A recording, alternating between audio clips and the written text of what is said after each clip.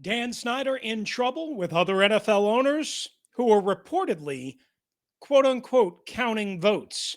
Surprise! Right now on the Locked On Commanders podcast.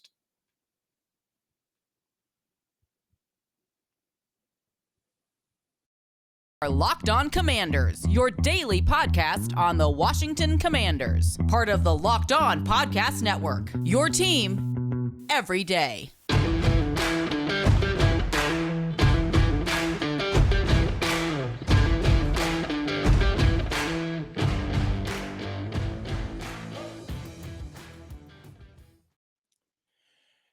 Hey there, everybody. I'm Chris Russell. Good to have you with us, and welcome in, Commanders fans, to the Locked On Commanders podcast as we begin a brand new week. Part of the Locked On Podcast Network, your team each and every day. We are your daily podcast featuring and covering the Washington Commanders. We're free and available on all platforms, and we thank you for making us your first listen of the day and your first view of the day if you're watching us on YouTube. Either way, we hope that you subscribe and download and support the show and be interactive with all sorts of options for comments, voicemail, and email, which will give you some of that information later on. David Harrison covers the Commanders for Sports Illustrated's Fan Nation. He's normally here with us to start the week, but because of my daughter's high school graduation this week, David and I will be working shows separate the entire week so that I can go and spend time with her and celebrate that achievement with her.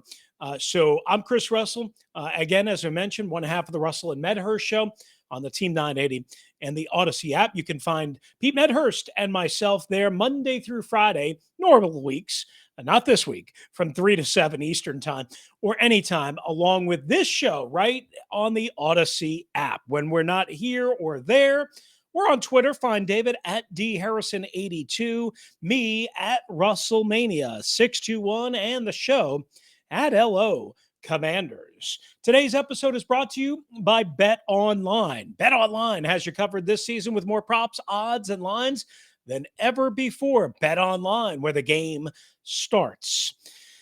All right, guys, so we start with this. We got hit with this late Saturday night. When they say 24/7, 365, they're not kidding. And trust me, everyone around Ashburn, Virginia, home of the Washington Commanders, knows at any point, even late on a Saturday night at the end of May, you can be hit with a gut punch. This one might be the kind of gut punch that fans, and I suppose media, might want. So Dan Snyder, the owner, the embattled owner of the Washington Commanders, could be in some big-time trouble with fellow NFL owners, according to a new report, again, late on Saturday night by USA Today's Jarrett Bell. Now, who is Jarrett Bell? He recently received a selection from the Pro Football Hall of Fame as the 2022 Bill Nunn Memorial Award winner, as voted on by the Professional Football Writers Association of America. He'll be honored in Canton in early August, along with the rest of the Hall of Fame class, and be a part of those activities. So this isn't a fly-by-night journalist.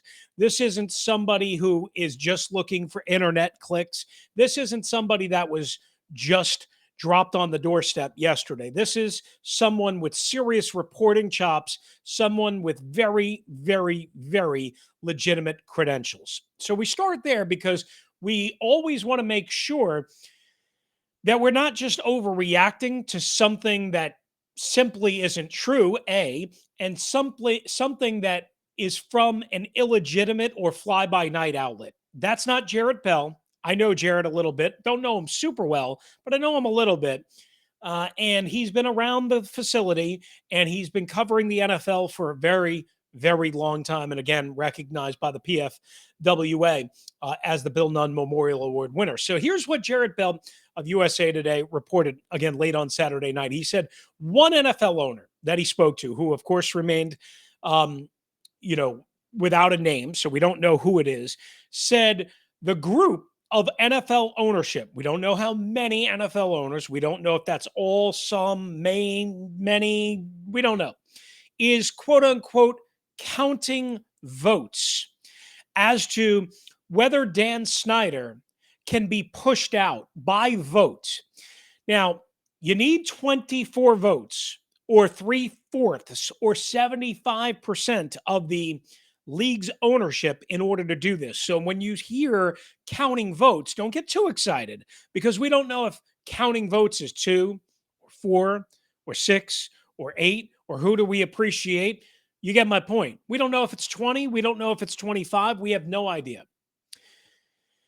One of the quotes from the Jarrett Bell story said, quote, "There's growing frustration among about the Washington situation and not over one issue, but over how much smoke there is," an unnamed owner told Bell. "I think everybody's getting tired of it." Now, again, we don't know if this is the same owner that told Bell about the counting votes because there's multiple unnamed owners quoted in this story. We'll get to another quote from a fourth NFL unnamed owner in just a little bit. So, as Bell kind of went through the story, he said the people not involved in NFL ownership definitely are tired of it, which I took to mean the people in the league office. He said the question is whether Snyder and the other or whether the other owners are willing to hold Snyder to a standard that could potentially be used against them and held against them in the future, right? You're setting a precedent. He said that's part of the reason why the league did not request a written report in the Beth Wilkinson situation, because the league did not want to set a precedent about its own. Remember, they did it for Ray Rice. Remember, they did it for Deflategate, which, yes, theoretically affected Bob Kraft. But those were players. They didn't get a written report when it came to Jerry Richardson, the former Carolina Panthers graced owner. So this is, again, part of the line, right? As we've been covering, whenever there's been news and news cycle information between Congress and the House Oversight, and before that with the Washington Post and the women coming forward and the ex-employees. And I've told you my side as an ex-employee, being in that building every day almost for a 5-year period, being behind the scenes, something that most reporters, quite honestly, don't get to do and have. So as Jared basically points out, now with the latest allegations from Jason Friedman, the financial irregularities, whether true or not, where they go, who knows, basically said the death knell, quote unquote, the death knell. He said the owner, and again, we don't know what owner this is, all unnamed, quote, "If that happened, I think that's the nail in the coffin," quote. Bell also in USA Today, and again, this story is behind a paywall, and quite honestly, I don't have access to it. So I call these quotes from Freaks Pro Football Talk, from USA Today, from so on and so forth, that basically owners, quote, "vehemently raised," end quote, concerns about the lack of a written report during the league meetings in March.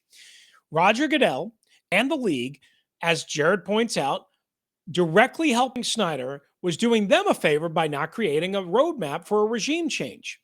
However, the absence of transparency has hounded the league for months, culminating in a congressional investigation. So again, basically what this means is other owners are now really upset because of how bad the Shield, how bad the league looks, how bad they look, because there's a complete, and as we've said over and over and over and over again, total lack of transparency, a total lack of like, hey, this is how we arrived at a $10 million organizational fine. Not, hey, we buried this so that it wouldn't conveniently come out. We didn't do this. We did this because of that. And because we're the only ones that got an oral summation. Beth Wilkinson did not do an oral summation on the record to anyone in the public. She only did it to Roger Goodell and the NFL Shield henchmen. Now, according to Pro Football Talk, and Mike Fleur, of course, again, he mentioned, as is true, it would take 24 votes in order to get rid of Dan Snyder. Now, again, you have to figure out whether the NFL has enough power to get those 24 votes. As you know, and you might remember from Super Bowl Sunday and before that, a station that I've worked for a long time, and that part of my ownership group, Audacy, Washington, D.C., 106.7 The Fan, and the Sports Junkies. Of course, you remember if the league had actually gotten a written report from Beth Wilkinson, that there would have been a conclusion that Dan Snyder, or a recommendation that Dan Snyder be forced to sell. Recommendation, not an order, recommendation. And Mike Florio backed that up all Sunday at the league's biggest event, right? And is again reminding everybody that Dan Snyder is on thin ice. The league, of course, hired then Mary Jo White, not Beth Wilkinson, to do a second investigation to investigate more claims of misconduct. Again, not only by Jason Friedman, we think, and the financial improprieties, but also by Tiffany Johnston, who alleged that Dan Snyder actually, and is the only one that we know of, that has made an alleged physical contact from Dan at a social event way back when. And it could have led to more things if lawyers weren't, and if other people weren't protecting and separating Dan Snyder. Or at least that's the story that Tiffany Johnston told the Congressional Roundtable. So here we have the situation where Dan Snyder, again, is back in the NFL headline. Now, why Jared Bell waited on Saturday night, I don't know. Maybe he thought it would get out. I don't know. Kind of bad timing for him because not as many people are paying attention to it. But trust me, it will be a buzz topic as the NFL kicks up the OTA period here and during a quote-unquote dead period of time. So we have all of this situation brewing. What does it all mean? What does it all mean? With all the particulars out of the way, at least for now, how realistic is pushing Dan Snyder out? And what does Jerry Jones, the owner of the Cowboys, possibly have to do with it? I'm going to attempt to answer that question next, right here on the Locked On Commanders podcast. But first, a word from our partners at BetOnline. BetOnline continues to be the number one source for all of your betting needs and sports information. Find out all of the latest odds, news, and sports developments, including this year's basketball playoffs, Major League Baseball scores, the chase for the cup, fights, and even next season's NFL futures. You might want to put a future down on the Washington Commanders. You're going to get pretty good odds and some money. BetOnline is your continued source of your playoffs, esports, and more. Head to the website today or use your mobile device to learn more about the trends and the actions. I used the website on Saturday afternoon to bet on the Preakness. And guess what? Your boy lost again. But that's okay. Had a little juice on it, had a little fun, didn't lose a ton of money, was going for Dwayne Lucas's horse, came up empty. BetOnline, where the game starts. All right, guys, thanks for making the Locked On Commanders podcast your first listen and your first view each and every day. So we continue our reaction to the Jared Bell USA Today story. Is there a way to not get 24 votes, but also push Dan Snyder out of the NFL? The answer is yes, in my opinion. I don't know if it's legit, but in my opinion, yes. And here's the roadmap that I believe you would have to travel to get. There would have to be so much public pressure from media, from fans, from people in the league. There would have to be so much media pressure and public pressure that Dan just cannot escape. More stories like this, more pressure from the federal government and from the HOC, putting Roger Goodell and Dan Snyder and others under subpoena on Capitol Hill, embarrassing them, bringing them to their knees. This is what it's going to take outside of getting, or in lieu of getting, 24 votes to try and push Dan Snyder out. Again, so much public pressure and harassment. Jerry Richardson, again, the former owner of the Carolina Panthers. Oddly enough, Ron Rivera was his head coach at the time. He was pushed out. He voted out. He was pushed out. Now he's older, but he was pushed out. So now we mentioned there was a fourth team owner that Jarrett Bell quoted in the story, and this comes courtesy of my pal Michael Phillips from the Richmond Times-Dispatch. He found this. He said that, of course, the anti-Brewing or the Brewing anti-Snyder movement is significant and was before the latest allegations surfaced. And apparently, a bunch of owners expressed their angst, quote unquote, in front of Roger Goodell and other owners at the latest league meetings in late March in Palm Beach, Florida. Now, remember, Dan Snyder was not there, and we don't have any idea what exact meetings Tanya Snyder attended or didn't. She was there. We know Dan wasn't there. We know Jason Wright was there. We don't know who was in these meetings that allegedly, according to this fourth owner, that there was a lot of angst over the Dan Snyder situation. So here's the next phase of all this. We've talked about this. I've mentioned forever on this podcast, on the radio, in print, anywhere, Twitter. Dan Snyder and Jerry Jones, the last time I checked, very good friends still. Now, it's been a little while since I checked in, but very good friends, like strangely good friends. Maverick, if you will, rivals, and they want to win against each other, but they are very good business friends, partners, all of that stuff. And we all know this. Jerry Jones, while controversial, and he's got his own issues to deal with, is the most influential and powerful owner in all of professional sports, at least here in the United States. Remember the Papa John plot to oust Roger Goodell team that we told you guys roughly 2 weeks ago? Jerry and Dan. That was in 2017. Now, my understanding is, at least as of 2020, with all the name change stuff, whatever the last time I checked in with a source, they were still buddy-buddy. I don't know where they're at right now. I don't know what friction there is right now, if there is any. I do know this. Jerry Jones was asked about the ruling and the report and the fine and everything in owners' meetings in late October, and he absolutely supported the action to not the report, to only fine the organization $10 million, and said to the effect of that it was a significant penalty for whatever it's worth. Again, if they're still close, this could come down to Jerry Jones and Dan Snyder, a couple of others that are sympathetic to Dan or aligned with Jerry, versus Raj and many of the rest of the NFL ownership group.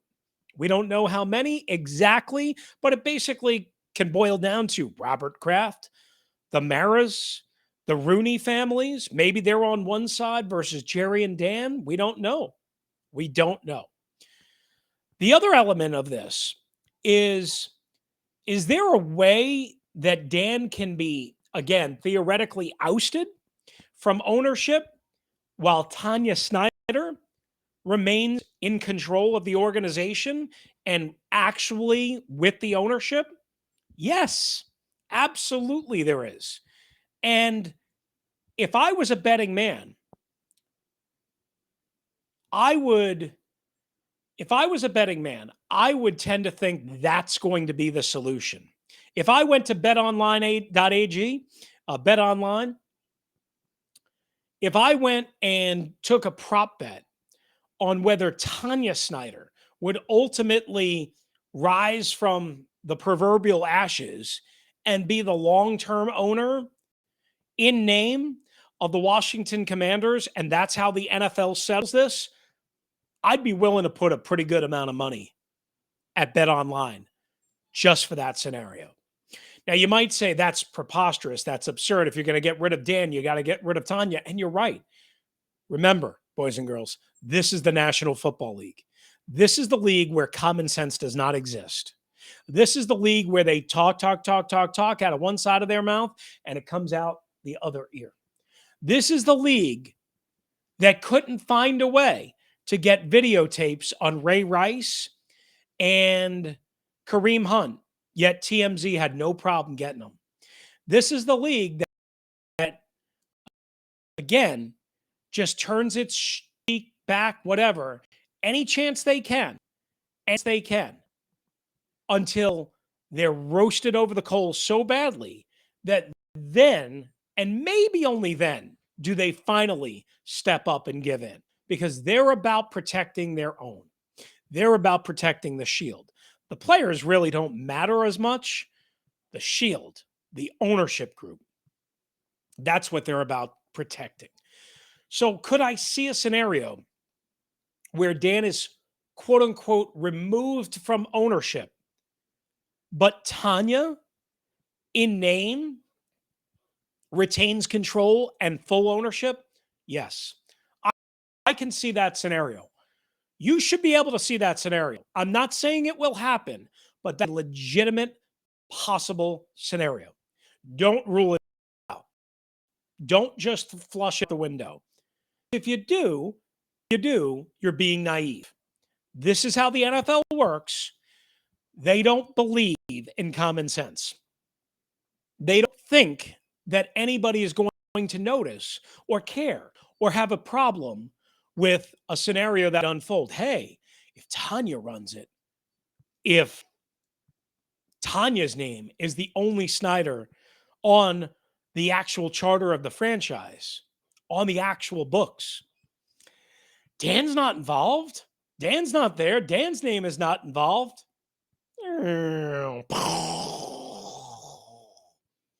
This is how the NFL operates. I can't boil it down any easier than that.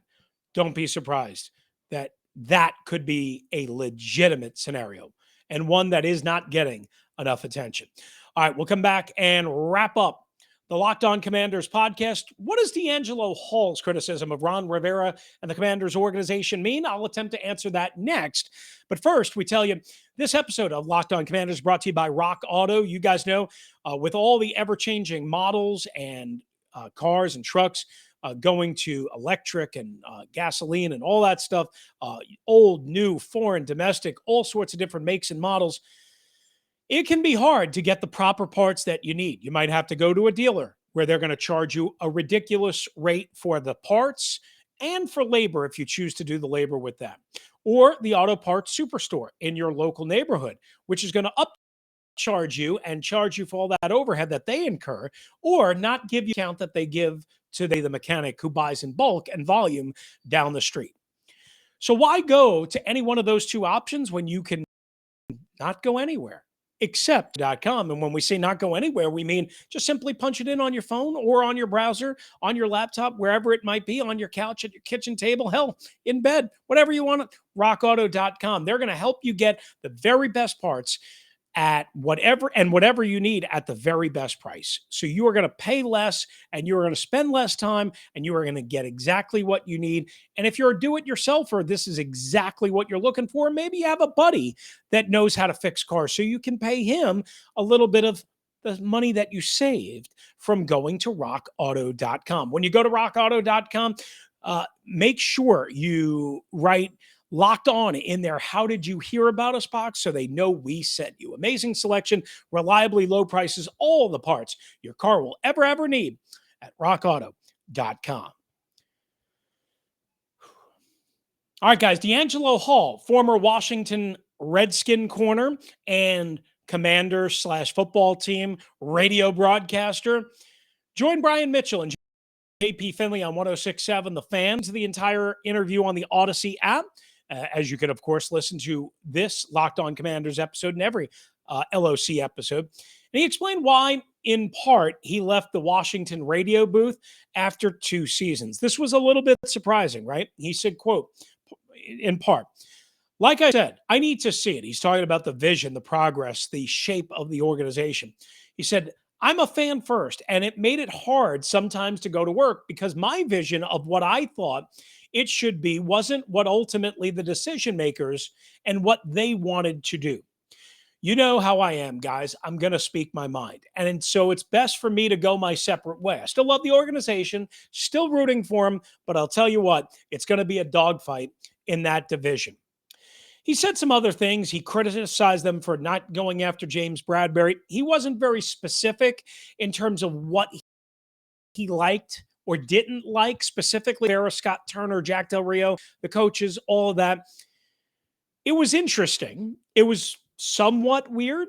because, again, he wasn't exactly pressed for specific examples other than the Bradbury reaction. But I'll say this: DeAngelo Hall's criticism really means nothing in the big picture. So what? He's entitled to an opinion. He's a personality. He's a media personality. His opinion basically means the same as mine, which is to say it means largely nothing at all. But I will mention this. His words were indeed heard and recognized around the NFL. And Ron Rivera, going into year 3, he has had and he does have his doubters, people that very much question the direction of the franchise and his ability to be anything more than average, mediocre, subpar, what have you. And the career record tells us that too. One person that I talked to on Sunday afternoon said essentially, this is what I've been telling you for years about Ron Rivera. What DeAngelo Hall basically that there's different philosophies, and DeAngelo was not even willing to just bite his tongue and go on the radio for 3 hours a week in order to do his job and make a very good paycheck, because he's so vehemently and fundamentally opposed what Ron and his coaching staff and the nation is doing. We'll see where it lands. We'll see where it goes from here. All right. Thanks for making the Locked On Commanders podcast your first listen of the day. Now make your Locked On NFL your second listen and your second view. The schedule may be dark, but the NFL never stops. Neither does Locked On NFL. Get insights and opinions from hosts, including Ross Jackson, Chris Carter, and Tony Wiggins. And Locked On NFL hosts like us, representing all 32 squads. There's no offseason for real fans, so make sure you're subscribed to Locked On NFL on YouTube and wherever you get your podcast. I'll be back with another solo episode on Tuesday. As we get you ready for OTAs, I'll preview both sides of the football, offense and defense. If you want to hop in, it's 301-615-3577. It's 301-615-3577 or Locked On Washington Commanders at gmail.com. Again, for David Harrison, who's covering the Washington Commanders for SI.com's Fan Nation, I'm Chris Russell, one half of the Russell and Medhurst Show. If you're out and about, please be safe, be kind to one another. Don't you dare drive like a maniac. And thank you for joining us right here on the Locked On Commanders podcast.